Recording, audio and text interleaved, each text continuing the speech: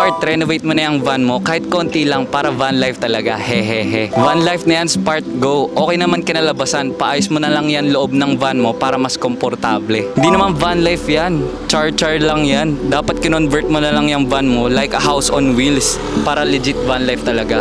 Well, totoo naman and aminado ko, hindi matino yung setup ko pag nagba-van life ako. Di tulad ng mga ibang nagba-van life, kompleto sila, meron silang camper van and all. Pero kasi maintindihan nyo kasi hindi sapat yung pera ko para makabili ng ganun gandang camper van. Kaya naisip ko, what if, paano kaya pag mag-DIY na lang ako? Sport style, ano kaya mangyari? Step 1, ang naisip ko is patanggalin tong dalawang helera ng upuan dito sa likod ng van para makapag-provide na mas maraming space, makapaglagay na mas maraming gamit. Kasi ang goal ko dito and ang concept is makagawa ng parang luxury van life. Ang problema lang, hindi ako professional, wala akong alam at hindi ko alam paano tanggalin. So baka kailanganin ko ng tulong. Kuya, si Madam Julie po. Kasi wala po akong alam sa ito, yung mga kung sakali pong ako yung maggumawa, baka mali po yung magawa ko tas hindi ko na pumabalik sa dati. Tama naman po, no? Yes sir, apo. Tama naman ako, di ba? Baka kasi kaya ko naman eh. Alam naman natin na kahit ipilit ko pa, hindi ko talaga magagawa. Una, wala akong tools. Pangalawa, hindi ko matatanggal mag-isa yung upuan. Kung sila nga tatlo, nahirapan, paano pa ako? Ako lang mag-isa. Kaya pinaubaya ko na sa kanila para malaman ko na kung gaano ba talaga kalaki yung space na available para doon sa gusto kong gawin. Dito na tayo ulit. Ito yung van, hindi ko pa siya na-check. Ano man sabi mo kaya, malaki yung space? Ano man sabi mo kaya, malaki yung space? First time ko makakita kung gaano kalaki. Let's go. What the? Ang laki! Uy, gogi, ang lawak, guys! Ang lawak, pwede na, no? Higa ako para makita na. Dito na yan eh. Dito na yung higaan ko. Pag nakahiga ako, nandito yung upuan. Okay, since tapos na tayo sa step 1, kailangan na natin mag-proceed sa step 2, which is, ano ba yung setup ng van natin? Ano ba yung magiging itsura sa loob? And ang current setup niya ngayon is ito. Andito yung driver, may passenger seat, at meron akong iniwan na upuan dito sa likod. And the rest is free space. Pero wala na tayong paka dyan kasi ito yung goal natin. Dito yung smart TV/gaming setup. Andito yung bed natin at nandito sa katabi niya is yung magiging kitchen ko and yung magiging storage. Well, yun yung nasa isip ko. Kanina kasi bumili na ako ng gamit na ilalagay ko sa loob. And actually, mineasure ko siya. So malaman kong talagang kaya. Kasi first time ko lang siya isa-setup ngayon. Try natin to. Time check, alas 12 na ng madaling araw nung nagsimula akong mag-setup. Hindi na kasi ako makapaghintay. Nagsimula ako sa flooring. May carpet akong binili at puzzle mat para matakpan yung mga butas ng sahig. Sinunod ko na rin yung magiging kama ko. Nagulat nga ako, saktong-sakto yung metro ko. Nilagay ko na rin yung super kalan, mga storage, pati na rin yung mga ibang kakailanganin. Pero syempre, pinaka-excited talaga ako sa TV/gaming setup. Kumbaga, theory lang to para sa akin kung gagana ba to. The idea here is i-connect tong laptop ko via HDMI kasi may HDMI to. Kasi smart TV nga. Kaya, tapos!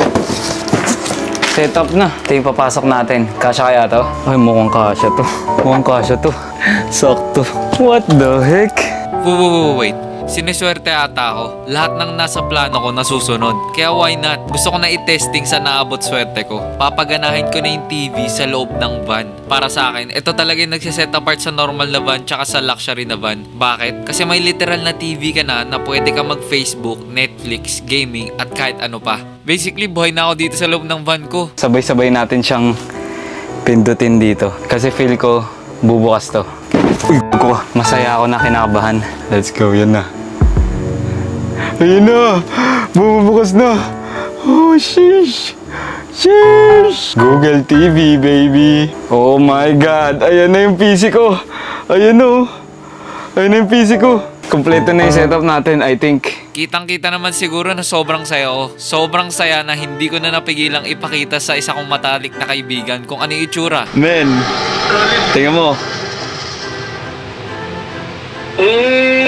Yung van! Oh, men. Bahay na! Bahay na. Ayun o. Paano kung pag-isip mo? Nasa loob ako ng van! Paano mabuhay? Pre, kanina mo pa ako pinapakita kung ano meron dyan. Napakita mo na ba sa kanila? Hindi pa nga eh. O sila naman. Sila naman. Itur ko na sila, tol. Siguro, tour ko na. Alright guys, today is the day. Papakita ko na sa inyo ngayon ang aking van tour. Huwag nyo ako i-judge kasi pinag-effortan ko to. Pero para sa akin, proud na ako dito. Tara, pasok tayo. Okay guys, nandito na tayo sa loob. At sobrang excited na ako mapakita sa inyo kung ano ba talaga yung itsura dito sa van na to. So ngayon, nakikita nyo ako, nandito ako ngayon sa aking tulugan. And right beside me is ang aking mga storage. Andito na rin yung aking kitchen, yung tubigan ko, may electric fan ako doon. And sa harap ko naman, ito yung nasa harap ko. Ito yung nakikita ko ngayon dito sa harapan. Basically, simple lang naman yun nandito. Nandito yung laptop, andito yung flat screen TV, and right beside the TV is yung ating power station, internet. Kayo magsabi sa akin, nasunod ba yung plano? Yung bed, yung kitchen? This is officially the start of my luxury van life experience.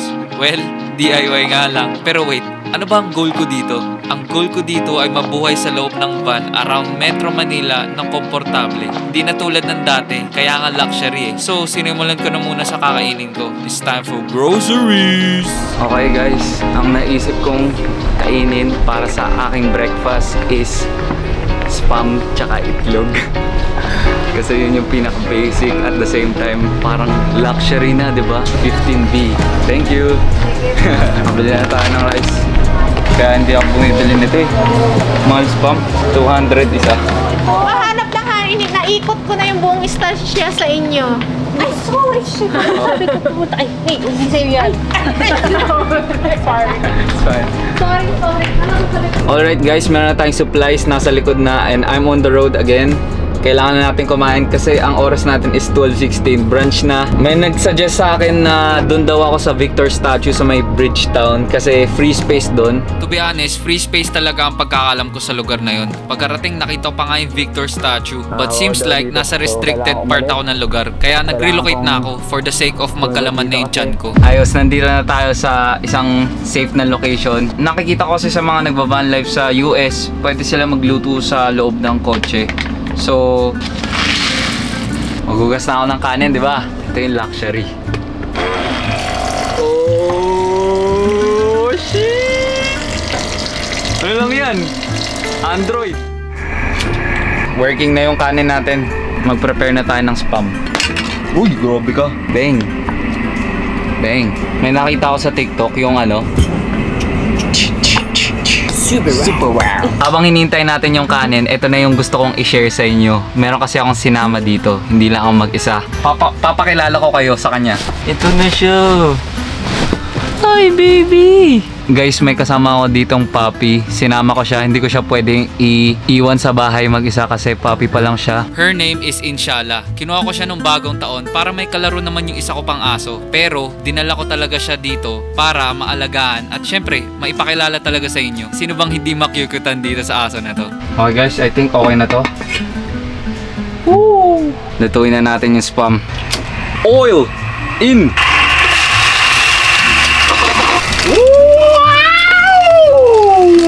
Yung spam! Golden brown!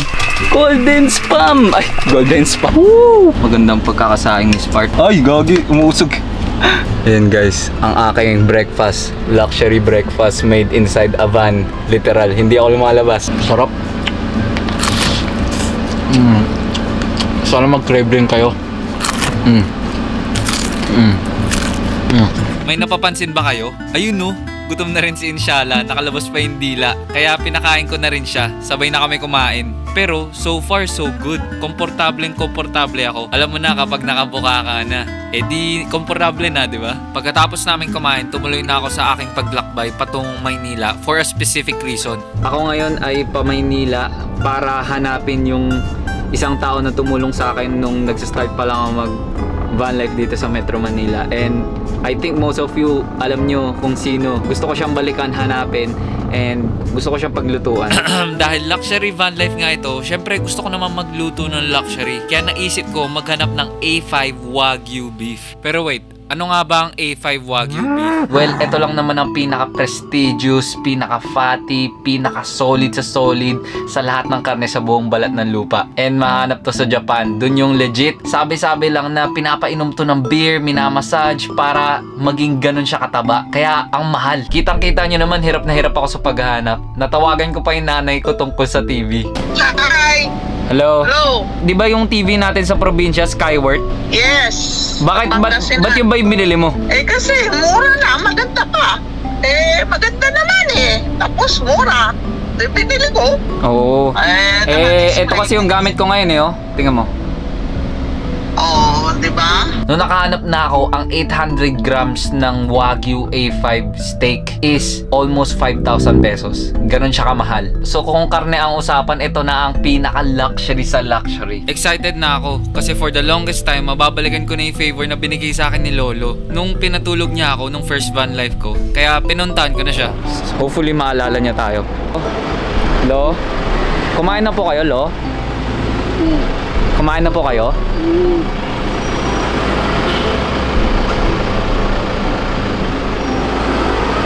Gusto niyo po ng pagkain, Lo?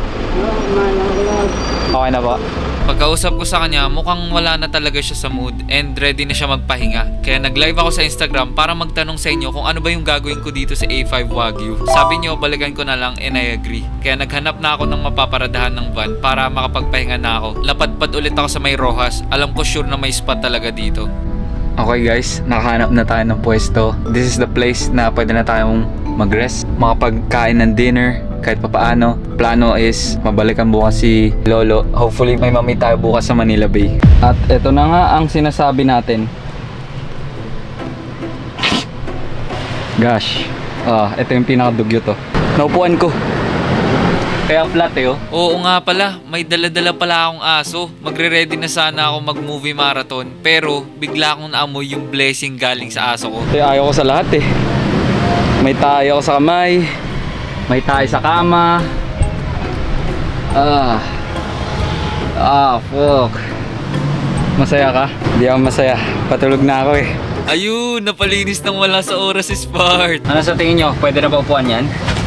Ay, pwede na ba higaan? Pwede na siguro, no? Alcohol naman yan eh. Hindi ka pwede tumae dito, oh. Pag ako nakakita ko ng tae mo bukas ng umaga dito sa higaan ko or kahit anong ihe. Wait lang, meron pa pala akong kailangan asikasuhin bago makapag-chillax talaga. Kailangan ko i-freezer yung Wagyu. Wala kasi akong ref dito kaya kinailangan ko siyang diskartehan. Nakiusap ako sa pinakamalapit na 7-Eleven kung pwede ba ako maki-freezer. Okay lang po ba?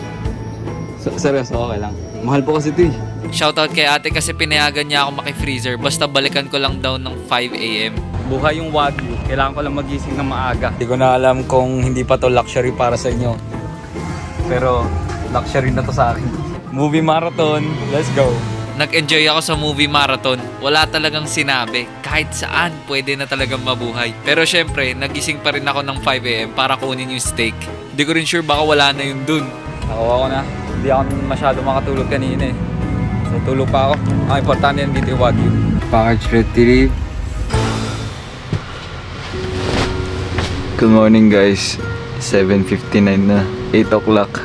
Sarap ng tulog ko. Sarap ng gising ko. Inshallah. Good morning. Good morning. Hindi naman siya tumae. Buti hindi ka naman tumae, ha? Ako natatay na ako. Kaya kailangan na natin mag-pack up dito. Pupunta pa natin si Lolo. Tingnan natin kung mababalikan natin siya. Let's see. Let's try. Tsaka, ano pala? Kailangan ko pala maligo. Kailangan ko rin maligo. Parking po. Tatae lang po ako. Kailangan natin bumili for the sake of makakain. Enjoy natin ito sa loob. Wow, ang laki. Nasa CR ako guys sa Starbucks. Ang laki. Cheers, my friends!